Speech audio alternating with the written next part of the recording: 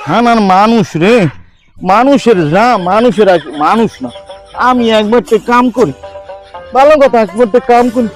ওরা আমার মনে করছে কি আমি একটা বনত, এই বনত মনে করি। ওরা করে কি যে আমি হেরা এই এখন কামে আমার দেয় হলো তুই ১,৫০০ না। এবারে আমি যদি ভালো কাম টাম করি আগামী বছর আমার কইছে এরা ১৫০০ টাকা দিবে। ওরা মানি না কোনো কিছু, আমার খালি করছুন ফোন ফোন খুঁজা নিয়ে কথা নয়।